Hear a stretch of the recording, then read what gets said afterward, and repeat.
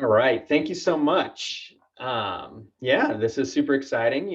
Soil is one of my favorite topics to discuss. And, one of my many Danisms is that, it all starts with the soil.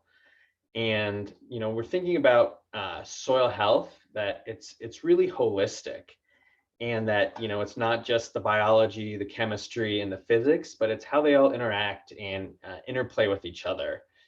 And really to start understanding the ways that you can manage your soil to increase soil health, we're going to kind of cover some really basics around soil, and then talk about things that you can do today, tomorrow, throughout the growing season, to really help improve your soil health.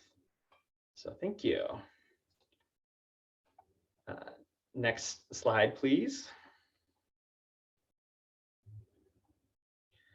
So thinking about soil health, what is a healthy soil? A healthy soil is very productive in that it's meeting both the needs of us as gardeners, but also as the larger ecology, that it is diverse, that we are really encouraging that biodiversity to help with ecosystem services.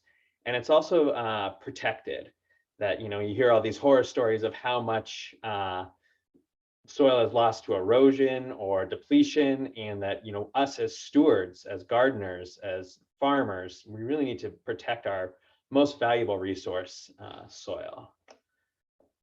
So next slide, please.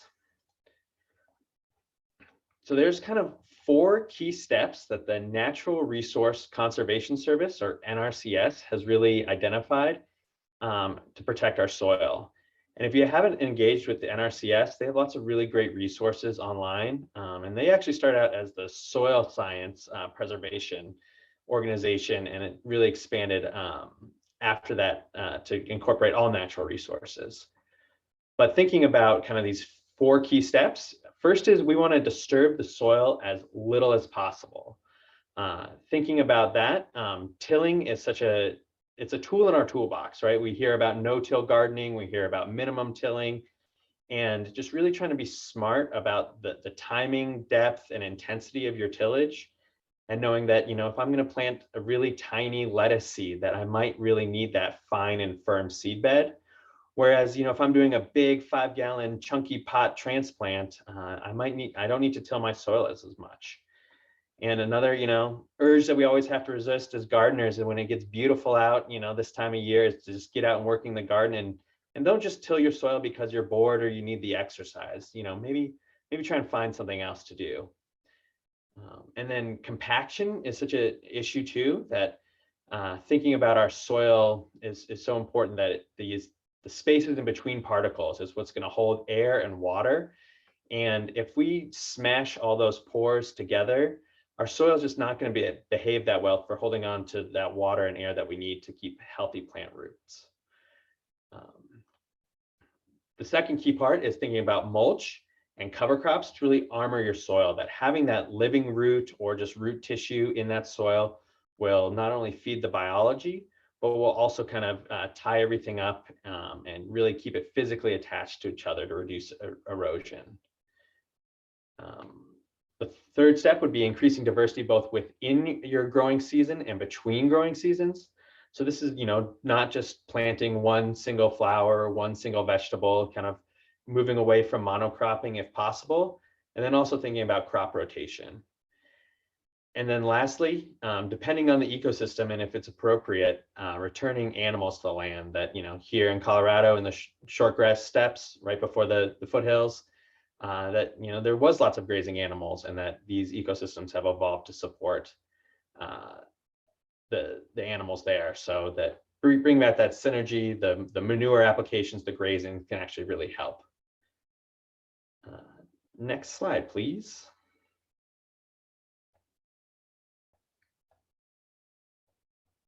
So thinking about those 4 key concepts, how do we know we're being good stewards of our soil? And for me, it comes a lot back to soil testing. That you can look at a soil and kind of get some indications if it's dark colored, or kind of looking at the aggregates.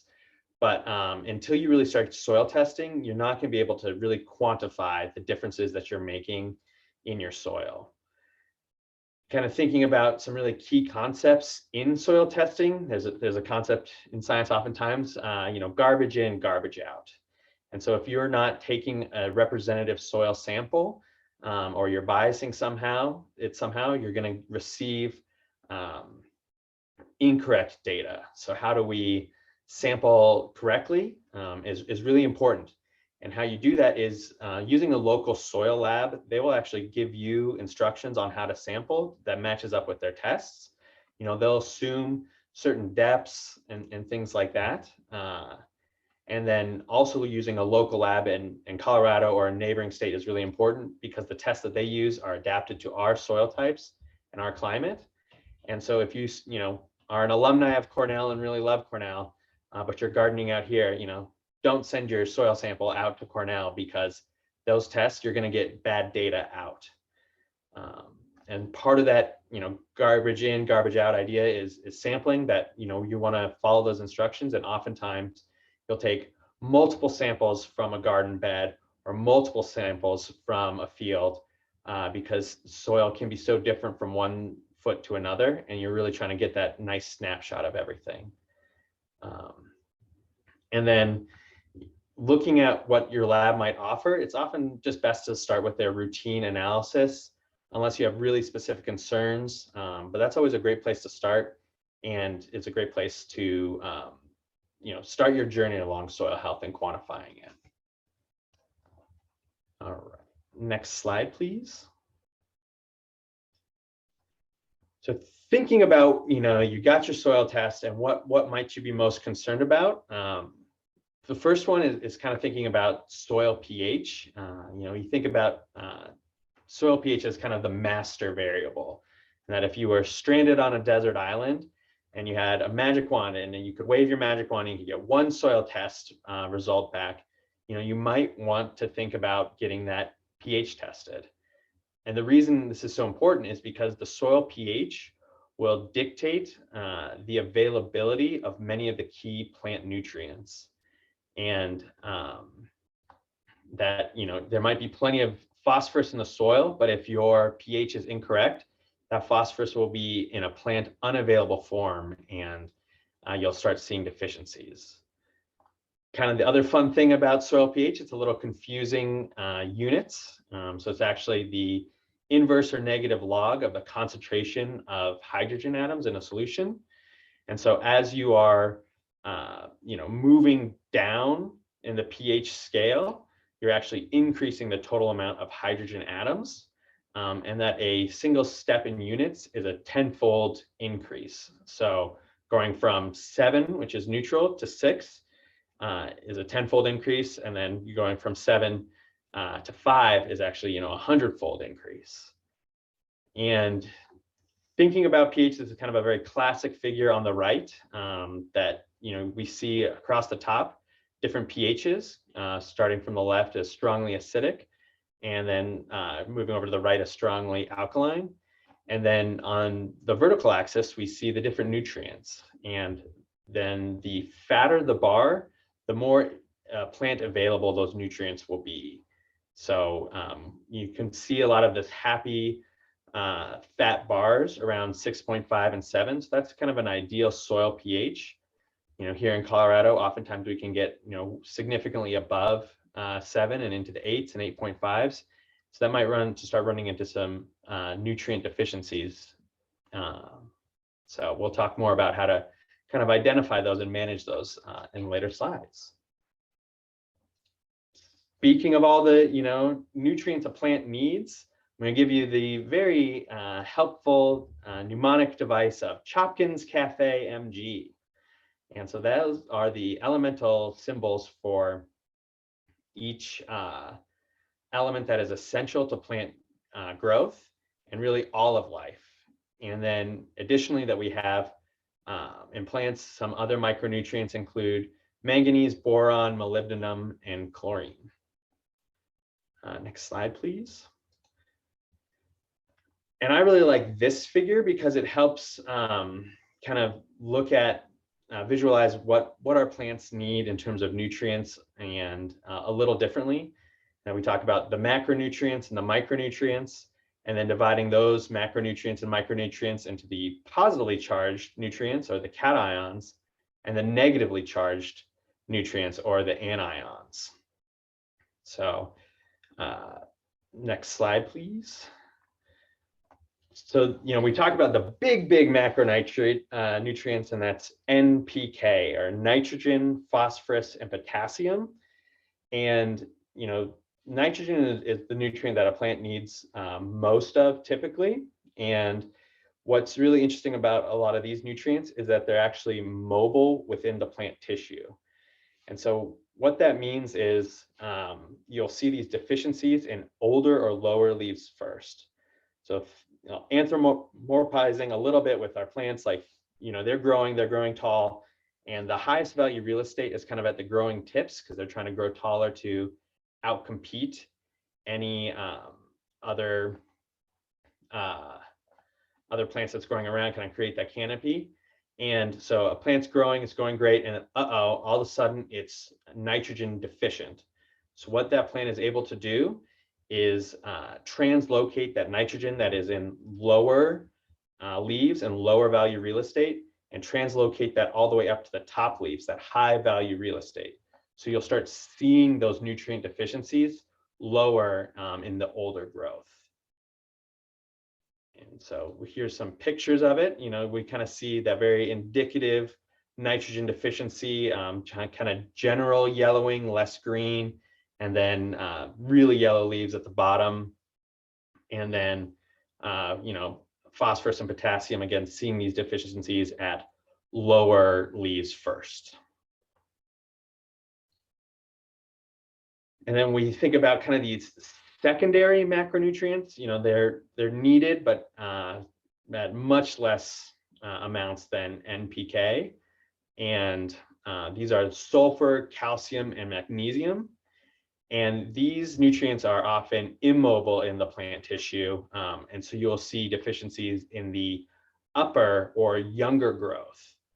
And so thinking about, take calcium, for example. Calcium is very essential for plant cell walls. And, I'm a plant, I'm growing great. And I'm running out of calcium.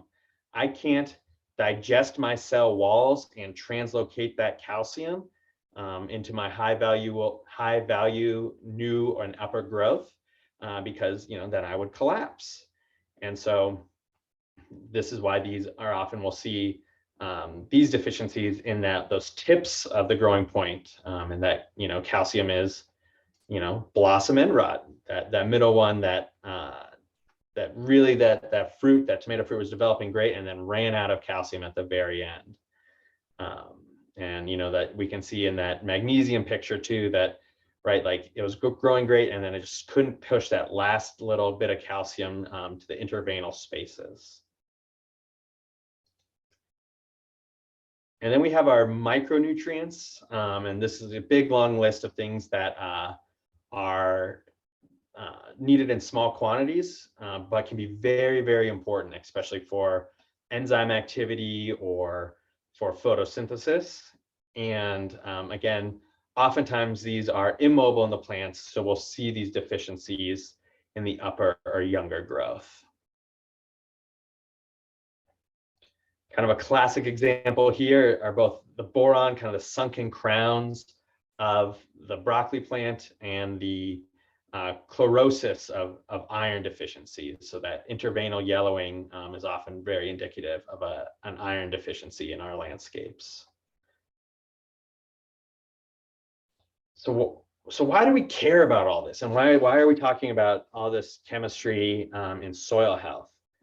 The reason is, Liebig's law of the minimum, and how important it is to understand this analogy, because this is going to what's help us become really good stewards of our soil's fertility. And so how this works is, think of this barrel, and that all the different slats are at different lengths. And the taller the slat is, the more that nutrient has been met, the plant has enough of that nutrient. So if it has plenty of nitrogen, that slat is all the way up to the top. But if it's deficient maybe in calcium, that slat will be lower. And since this is a barrel, we're trying to fill it up with water, and that will represent the growth of the plant. And so we can only fill that barrel up with water till that lowest slat. And if something, and then the water is going to start spilling out. So we can add as much nitrogen as we want into that system, but that's not going to help raise that lowest slat. And so it's all going to be kind of, that water is going to be falling out until we address that thing that is limiting our plant growth. And how are we going to know that? That comes back to the need for soil testing and to really understanding that, maybe there is a boron deficiency in our soils, and that's what I need to address before I address anything else in plant growth. So I wanted to give a moment to especially talk about nitrogen. Oftentimes this is going to be that lowest slat on the leaky barrel. This is because it's really highly mobile in the ecosystem, and that you have to apply nitrogen yearly, because the nitrogen you apply today is either going to get taken up by plants, it's going to leach out into the water table, or it's going to turn into a gas, into a NOx, which is a very potent greenhouse gas. And that the way plants and animals use nitrogen is that it's really used for amino acid and then protein synthesis. And so without nitrogen, you can't have a healthy plant. And kind of the picture there on the left there is the issue with eutrophication and nitrogen running off into our waterways and then causing these algal blooms that can cause massive die-offs in fish, and is just kind of a really strong indicator of over nitrogen application. So thinking about soil health and why this is so important is that we don't want to over apply nitrogen, but we also don't want to under apply. And I'm going to hand it over to Sarah now to talk about a little soil texture. Thanks, Dan. Let me start my video. All right. So yeah, in addition to the nutrient information you're going to get from your soil test, you're also going to get information and want to kind of treat your soil based on these baselines for soil texture. So we classify soil textures using this soil texture triangle on the left. There is on the right a comparison of the size of the relative size of soil particles. So clay being the smallest, silt then sand. And you're shown here the size in millimeters if it gives you kind of a more real world example. If your biggest particle there, your sand, is a basketball, your silt particle, the next largest one, is a marble. Basketball, marble, and then all the way down to clay, your smallest particle, is going to be like the tip of a needle. So huge difference there. And if you check out again in that soil triangle on the left, you'll notice that there's a fourth term there besides clay, silt, and sand, which is loam. So we use the term loam to describe a texture that's pretty proportional in its makeup of the clay, silt, and sand. And other things to notice, see how that loam, though it's describing a proportional makeup of the three sizes of particles, it's not right in the middle, it's kind of lower. And so clay particles, which you see at the top, those are so small, they're negatively charged.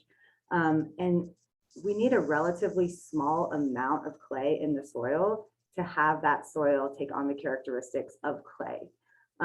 So sand in the bottom left, on the other hand, we need quite a lot of sand in the soil to have that soil take on characteristics of sand. So something to notice. And as Dan mentioned, and many of you probably know, one of the characteristics of our soils around here is they tend to be clayey. It can also be sandy. So soil texture qualities, those looking at the two ends of the spectrum there. So those larger particles in your sandy soils, you have more pore space. Sorry, this is more and more. You're going to get quick drainage. The flip side of that is if those soils do not have much ability to hold water or nutrients. Because of that, there's a high potential for leaching, but a low potential for salt buildup. So all of your kind of trade-offs there. You also can have lower potential for compaction in these soils. Clay soils, other end of the spectrum again. So you've got slower drainage, but they can hang on to water and nutrients. Sometimes too much, which is going to lead to potentially salt buildup. And the roots of plants can have a tough time infiltrating the soil, and you're going to have a higher potential for compaction. So that's something we really need to look out for in these types of soils. Okay, soil structure, on the other hand, is something that we want to think about almost more than texture. We want to know what our texture is, but it's really difficult to change soil texture. Now, if you're planting in a container, certainly you're filling it with whatever you want, hopefully a suitable potting mix. If you're planting in a raised bed, you can, have as much of an effect on the texture of the soil as the amount of planting media you add in there. But on a larger scale, I mean, the soil texture changes in the pace of like geologic time. So we want to really think about soil structure regardless of the texture that we have. And so the structure refers to how all those different size particles are grouped together in different ways and shapes and sizes of what we call aggregates. And the reason this is so important is our air and water move through the soil in the space between pores, and aggregates can create, by binding together the various shapes and sizes of particles, they create different shapes and sizes of pores, which is what we need. So we want, as you can see in the diagram here, we want really large pores, which would be like between aggregates in a well-aggregated soil. And that's so we want water to easily infiltrate, through the soil. And then kind of in the inside of an aggregate, like you see here, we want smaller pores where water can hang out long enough that it is available to plants, so it's not just draining right through, but not be held so tightly that it's tough for plant roots to take up. So structure is something we can manage for a healthy soil regardless of the texture. And so kind of a similar message here is just protect what you've got, whatever the texture of soil, whatever the scale, there are things we can do to protect it. So Dan mentioned this already, but avoiding soil compaction is a huge one. You can see up here in the top right, so thinking about a larger scale, this is a tractor tire track, so it was compacted, and you can see that that area is draining a lot more slowly than the area that was not compacted recently by the tractor tire. And so there again, think back to the general characteristics of kind of more tight soils, like with whether because of high clay content or compaction, it's going to drain more slowly. You can have potential buildup because of that. So ways to avoid this on kind of a home scale, just make your beds permanent, make paths if you need them. If you're constructing a raised bed, you want to make it a size and shape where you can reach anywhere in the bed that you need to from the outside of the bed. So we're not stepping in the bed, whether it's in the ground or in a raised bed. Don't work wet soil. This can help with just generally protecting the structure of the soil. And covering bare soil is a big one as well. So this helps us in a few ways. So it will help mitigate other compaction forces. So I mean, we get compaction from precipitation, foot traffic, as I mentioned. So mulch is going to help mitigate all of that. And then organic mulches in particular just help make the soil kind of a more inviting environment for our soil microbes, which will in turn improve soil tilth, its ability to support plants and structure nutrients as well. Cover crops, and Dan's going to get into this, take a little deeper dive in a sec, but serve some of the same purposes as mulch plus. So that's why I wanted to kind of touch on it a little more. So you are covering bare soil, right? So you're still having those helpful effects that you might get with mulch. Roots are, which you wouldn't have with mulch, those are really great for kind of holding aggregates and soil structure together. They, again, attract microbes. And then the cover crops can later be used as what you'll hear referred to as a green manure, so mixed in for also as a soil amendment. And so for either of those, another thing is we're reducing weeds. This reduces the need for tilling, cultivation, and it all comes full circle to what Dan mentioned about disturbing the soil as little as possible. So in addition to taking care of what you do have, yes, of course, you can add soil amendments. So a soil amendment is anything that we mix into the soil. So just drawing a contrast there between an amendment and a mulch, which go on top of the soil. Both can contribute to soil health. So an amendment you could use for objectives related to texture, structure, tilth, nutrients, fertility. So it's a really broad term, and it's important kind of smart consumer stuff to know that there's no regulatory requirement for content claims. There are some voluntary, reporting or labeling, but it's just not required. So kind of approach with caution, ask for documentation and tests where you can, where appropriate. So fertilizer, I mean, if we mix it into the soil, sure, it's a type of amendment, but their content, their nutrient content is going to be guaranteed. You'll see the guaranteed analysis, the 3 numbers on the front of the bag. And there are some soil amendments like that you might use for also improving overall soil tilth that do have guaranteed analysis and can be considered fertilizers.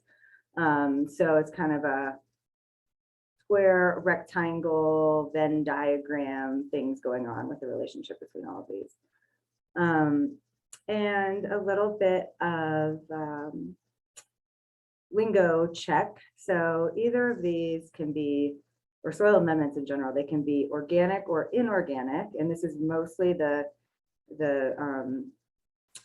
definition we'll be thinking about today, but organic meaning live or previously alive, inorganic meaning man-made or mined. And also there's the capital O organic, as in certified for organic production by the USDA. So, but we'll typically, when we're saying organic amendments, we'll typically be talking about something that was once alive. All right, so a couple examples here and some things to think about.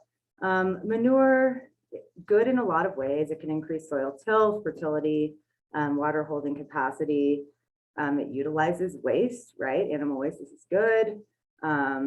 So it can be a win-win in those ways. It's highly available and affordable, but all manures can carry human pathogens, just full stop. Proper composting, which we will talk about in a little bit, can definitely help with that.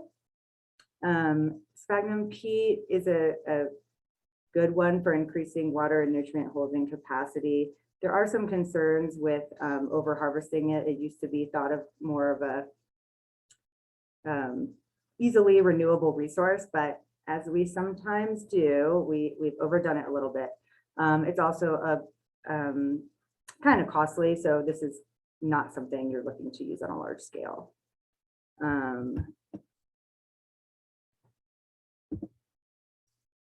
Ooh, I went too many, I think.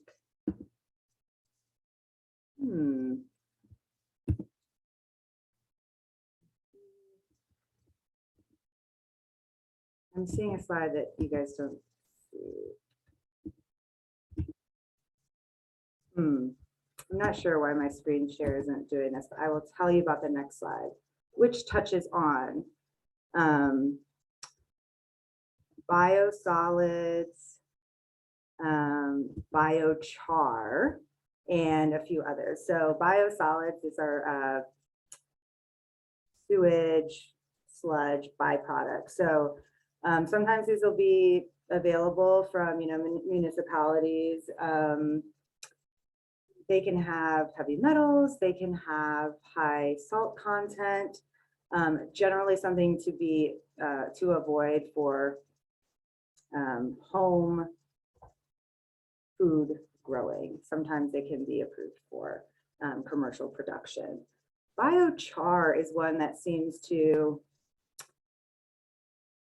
come in waves in my world, as far as interest in it and what it can do. So biochar is a product created from biomaterials that have been superheated in the absence of oxygen in a process called pyrolysis. And people like it because it can improve, in some situations, both water holding capacity and drainage. So it can help with soil tilt, and it is a really stable form of carbon. So sometimes there's a lot of excitement around it about like sequestering carbon. And the kind of takeaway there is just that it's very, very results in any of the kind of categories I just mentioned are super variable depending on source. And then if you get to thinking about truly trying to make an impact with like carbon sequestration with something like that, you really have to take the thought exercise out further, like what's the transportation like, and consider all of that when you think, am I having a positive or negative impact on greenhouse gas emissions or carbon. So when you're selecting amendments, there's not a lot of right and wrong, or rather there's a lot of rights, but you want to select based on your objectives around your soil characteristics. Do you want to increase the water holding capacity, increase the drainage? The good news for this is that organic matter is typically the way to do both of those things.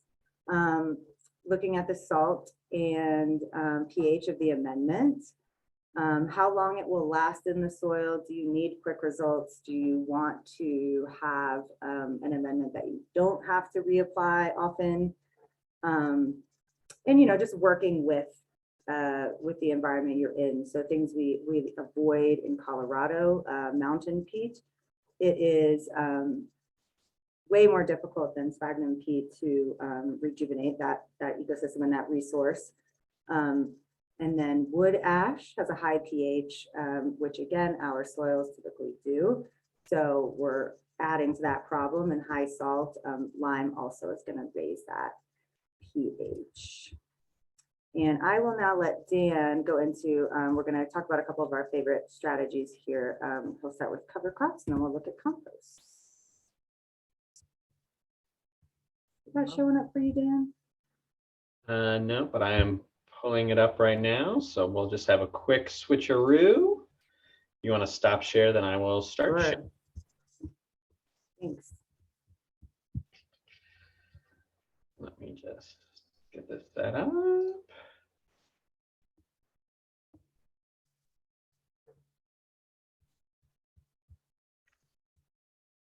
Mm.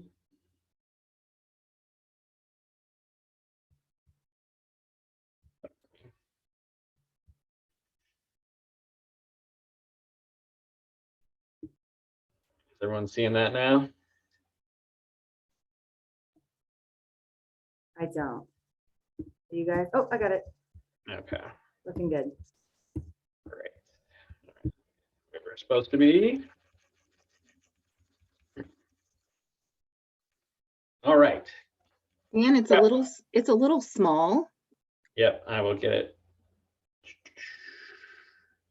How does that look? Better? Yes, thank you. All right. So cover crops. This is, something that you can really take home today and think about.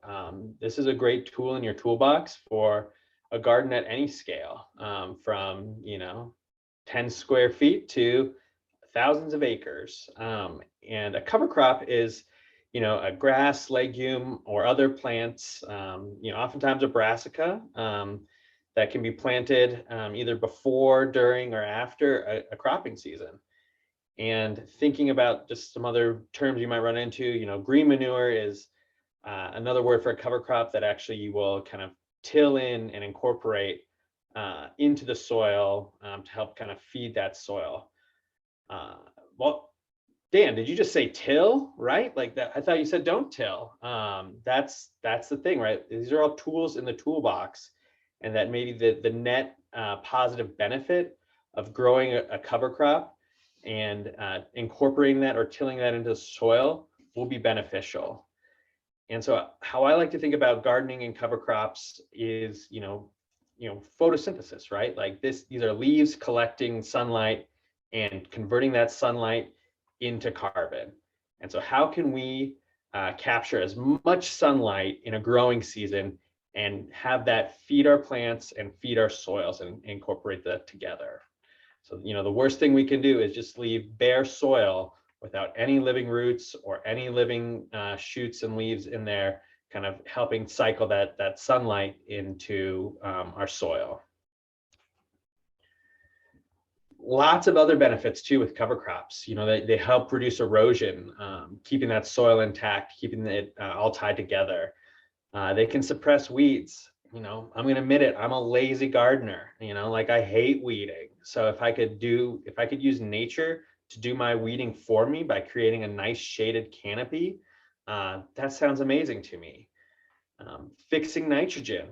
This is the great thing about a lot of these legumes is they can take nitrogen from the air and put it into work with bacteria, rhizobia, to break that triple bond of nitrogen and create organic nitrogen out of thin air. And they can also improve that soil structure. We talked about the importance of soil texture, the clay, sand, and particles and silt particles. What these cover crops can do, again, by exudating sugars and proteins and acids into the soil, it can feed microbial life. It can create lots of sticky substances like glomalin to really help create those soil aggregates of something we're looking for that behaves really nicely. So if I have a very sandy soil, I can kind of coax that soil into behaving much more like a loamy soil. If I had a very clayey soil, I can also coax it to behaving more like that happy loam soil. And then again, adding in this biodiversity provides us lots of ecosystem services. Having greater biodiversity will break insect and disease cycles. So provide beneficial habitat for microbes and insects that will hopefully help our crops and our desirable plants compete with all the potential pathogens and insects out there. So that we can kind of think about that list we had of grasses, legumes, others. And grasses are oftentimes the most commonly used cover crop. And what we want to think about is if there's going to be used a warm season or a cool season grass.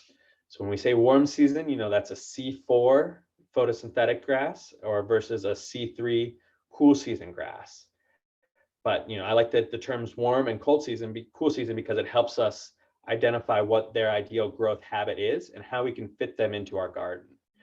And so think about a cool season grass. This is a grass that will grow very well in the spring or in the fall. And so if we're trying to, have a beautiful summer garden filled with veggies and flowers, a cool season grass would be a great to kind of get in that shoulder seasons of the spring and the fall to really help feed our soil. Versus, a warm season grass, if we're really trying to put on a lot of biomass to really feed maybe a neglected part of our garden that could really use a little extra love, and we're willing to take it out of production, we could grow a warm season grass there and really put a lot of biomass, mow it down repeatedly. That'll help us control weeds and really add a lot of carbon back into the soil. The one big thing we always want to be worried about is letting any of these cool or warm season grasses go to seed. They say 1 year seed, 6 years weed, but with grasses, right, it could be forever weed. So you really want to make sure that you're mowing or crimping or doing something else to terminate those grasses before they go to seed, or else you'll be battling it forever.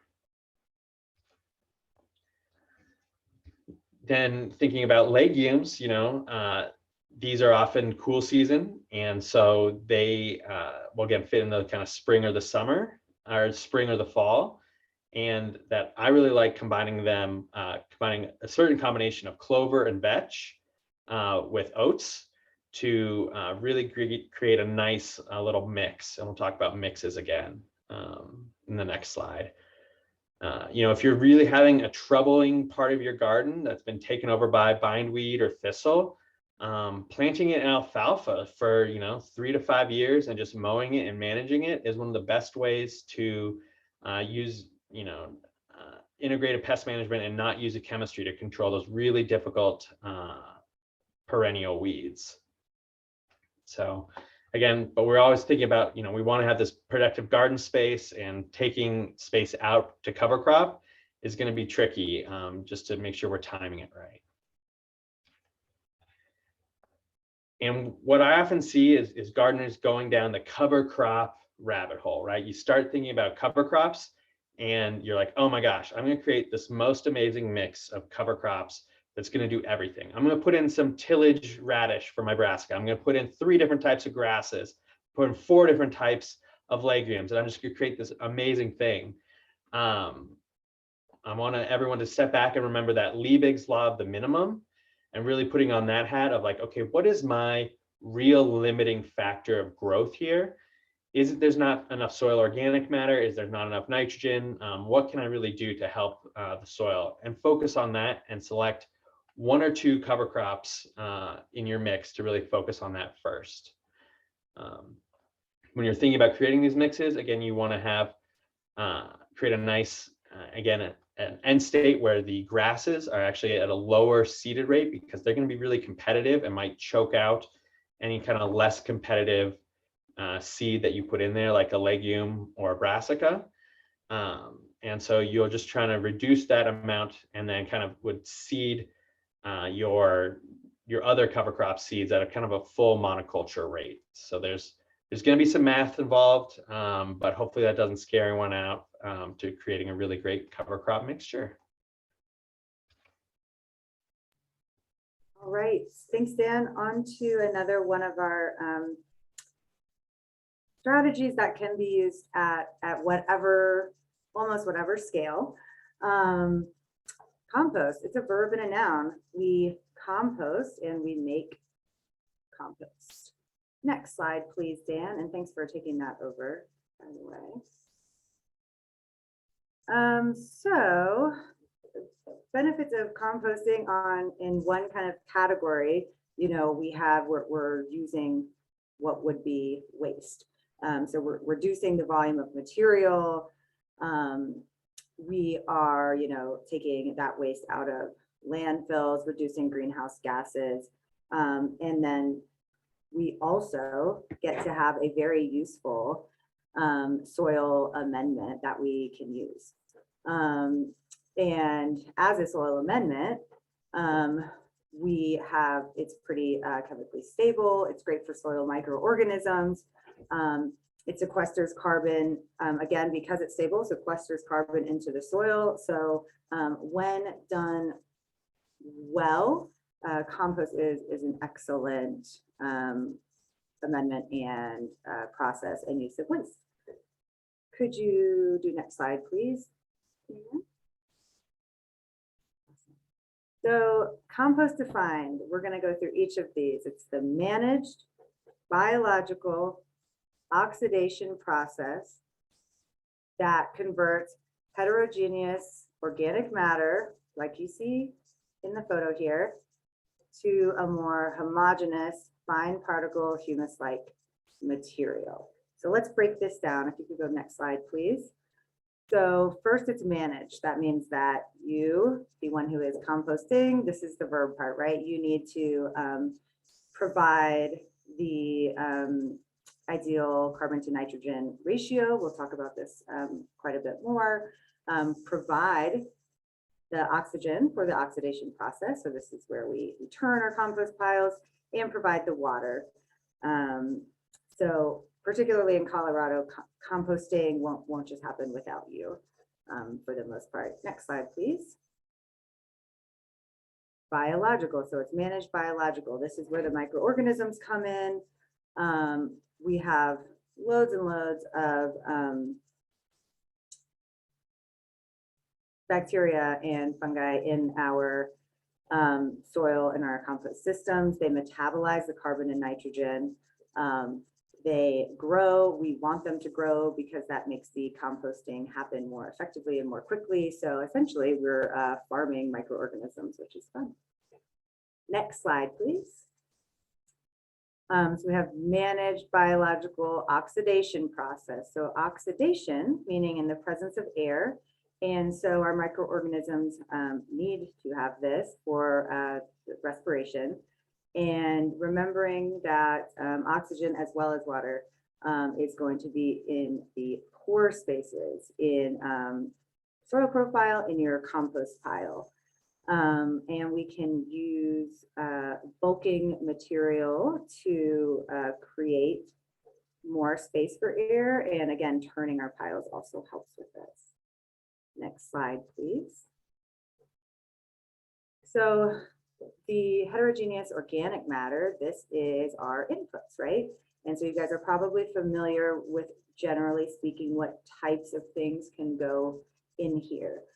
We do look at, again, balances of carbon to nitrogen, and particularly if you're doing it in a backyard compost, there are some other things to consider that we'll talk about. Next slide, please.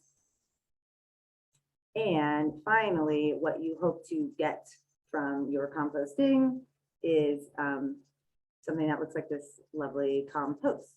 So the final product, you can always screen to get out any items that did not break down as readily. Next slide, please. All right, so now we'll just very briefly go into the how. We are sending out some follow-up resources for this presentation, and there's lots of deeper dives in there, but we can look at composting for any different scale. Thanks, Dan. So choosing a site, preferably it's going to be mowed or paved. Slightly sloping is great so you won't get pooling. You want to consider access to the things you need for your making your compost. That's going to be your water, whatever equipment, which may be, you know, farm equipment, or it may be, you know, just a tool in the shed if you're in your backyard. And then also the proximity to, you know, the garden or wherever you're going to use the compost. You do want to prevent runoff as much as possible.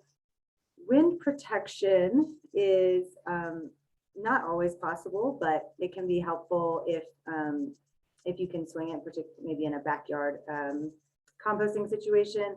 And really, you know, with the wind and the sun, I think everything in moderation, right? If you can get enough sun where you're still getting some solar help in colder temperatures, but you're not just baking it dry all the time. That's great. Same for the wind. The wind can be very drying and make us work a little more to keep up our moisture content levels in the compost pile. But airflow also helps. And then, of course, if you are in a backyard situation, there may be ordinances to consider for a compost pile, or you may just want to be a good neighbor and consider smells and all that. Next slide, please. So first, you just want to choose a method. There are many to choose from. Let's go ahead and go to the next slide, Dan.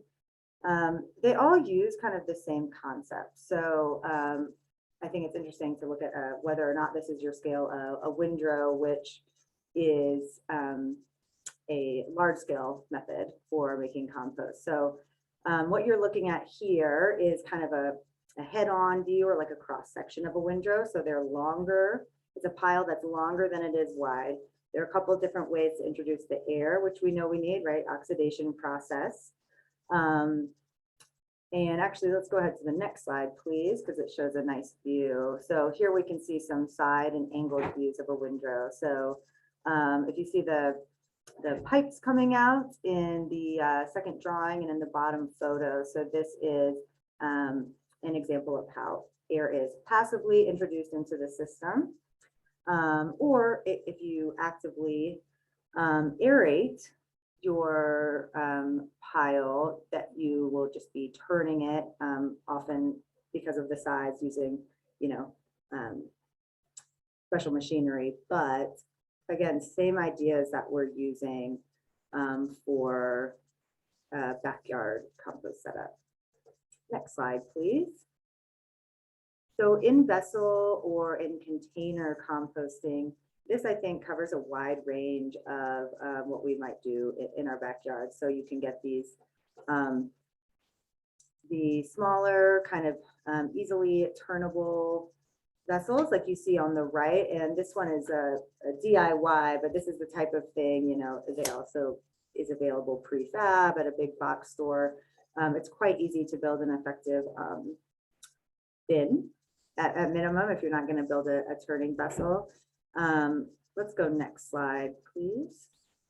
And there are lots of kind of pros and cons to containers in general and the different types you might see.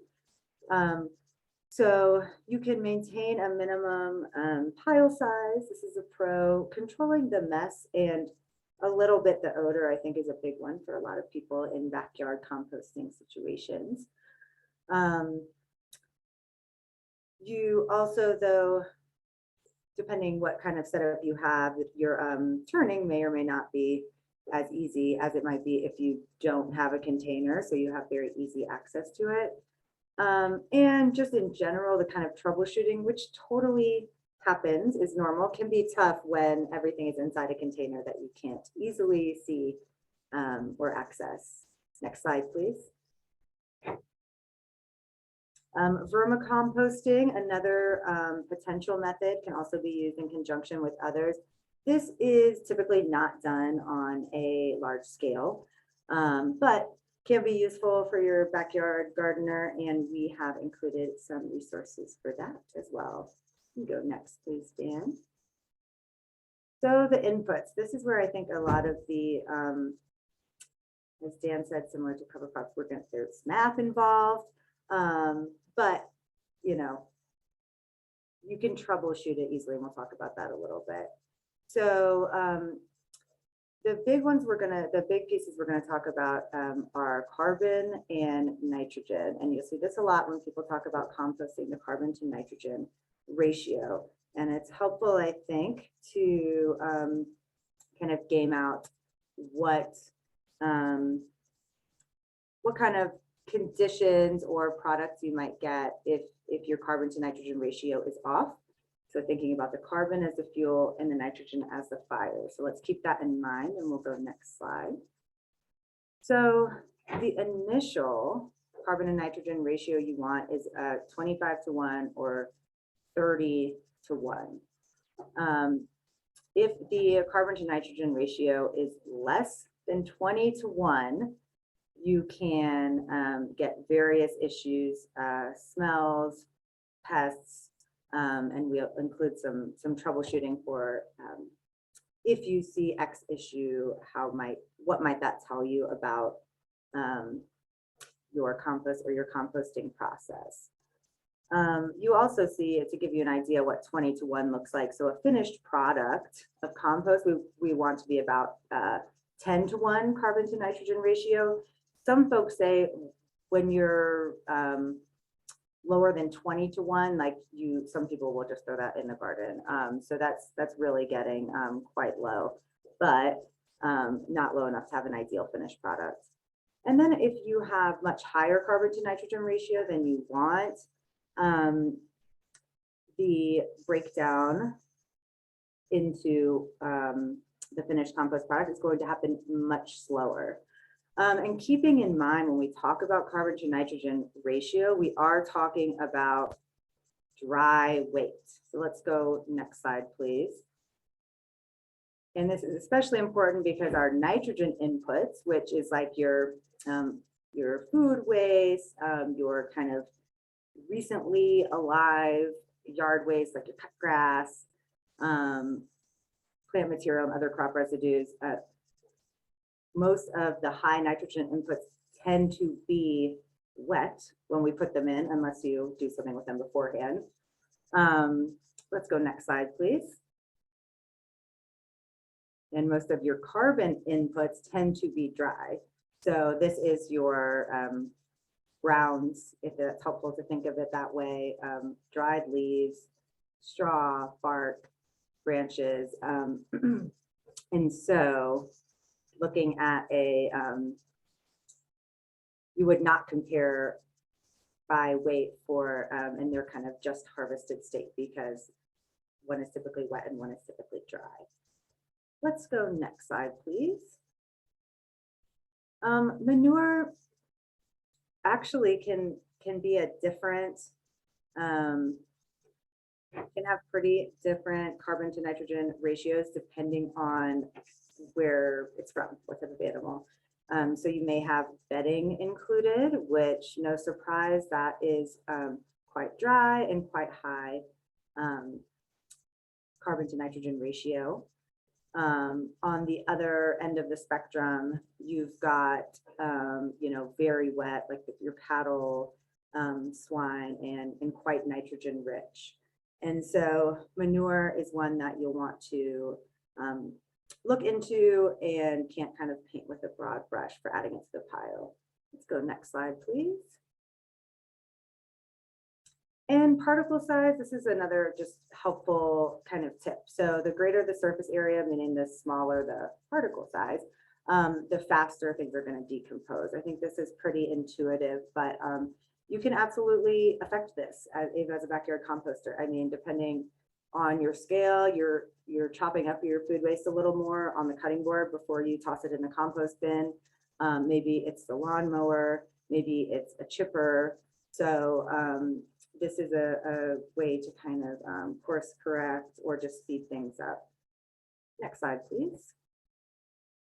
So particularly, in general, keep meats, cheese, and bones out of your compost bin. Sure, they can decompose, but it's not worth it. They can attract all kinds of pests. You also want to know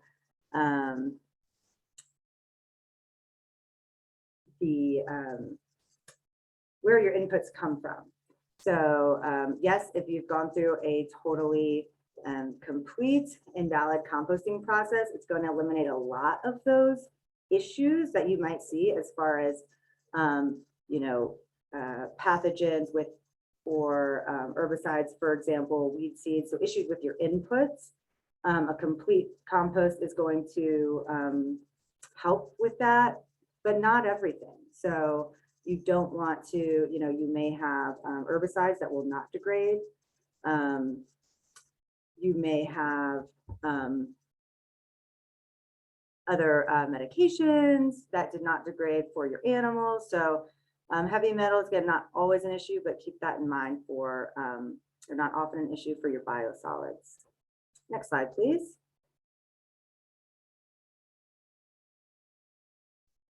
So you can build the pile in a couple of different ways. You can kind of just mix everything together, or you can do what you might call like a lasagna layer of your greens, your browns, your greens, your browns. So that's your high carbon and high nitrogen inputs. And either way, you can go ahead and go next slide, please. Either way, I think you can think about whether you want to have a single or a kind of staged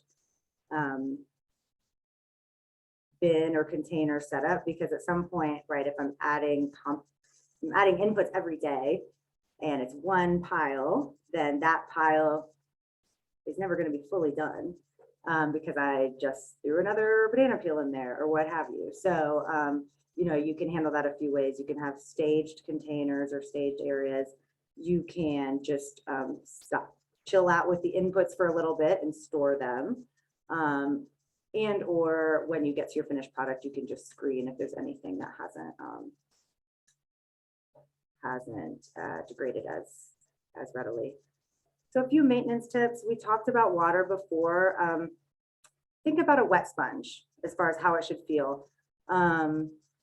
Covering discourages water. Ideally, you want also some airflow still. So like if you put a tarp over your pile, if you can put some holes in that tarp, that's about the level of cover we want. Turning aerates the pile, which we talked about. And a lot of these, again, in Colorado, with it being dry, windy, you do need to actively water your pile. You want to monitor for temperature. We're looking for above 130 degrees Fahrenheit to, again, do for at least 15 days when the pile was turned at least 3 times. So we're wanting to make sure we're hitting the marks for reducing pathogens, issues we might see with some of the inputs that came in. And so what you're seeing here with this graph is showing the temperature influx, indicating that microbial activity. And so you see, you get a spike in temperature, then it drops. Then we turn the pile, which aerates it, and the temperature starts going up again. We're getting more of that activity. Then when it drops, we turn again, we're starting to get more of that activity. And so this is called, you know, your heating cycle, and you want to see this. This is great. You can go ahead to the next slide, please. But one of the indicators of when your compost is done is that heating cycle has stopped. So it's dropping. You did all the things, you turned it, you made sure it was the right moisture, and it's not heating up again. Great. So that is a sign it's done. You want it to look homogeneous, fine particle. Again, you can screen. It should have a really nice earthy smell. And even at this point, curing is a really good idea. So this is just keeping it, you know,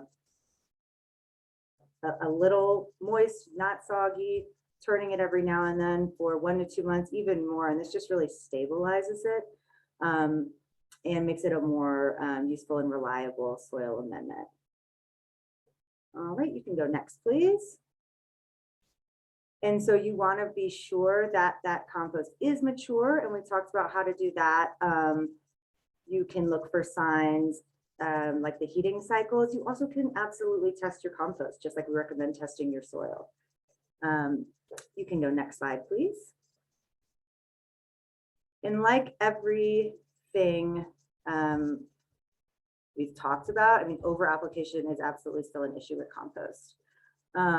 So you can have salt buildup, which of course affects our plants, decreasing germination rates, growth, root damage. So yes, compost, particularly plant-based compost, it can be lower in salts than some other amendments we tend to have issues with, but over application is an issue no matter what. Next slide, please. So rule of thumb, do a soil test, but rule of thumb is if you're going to apply it yearly, you know, you want to go in fairly small intervals or fairly small amounts until you reach 4 to 5% soil organic matter. That again can be told to you by a soil test. And then you can yearly broadcast compost after that, but there is not a need to go 4 to 5%, to go higher than 4 or 5%. So compost, absolutely a good thing. And there can be too much of anything. You can go next slide.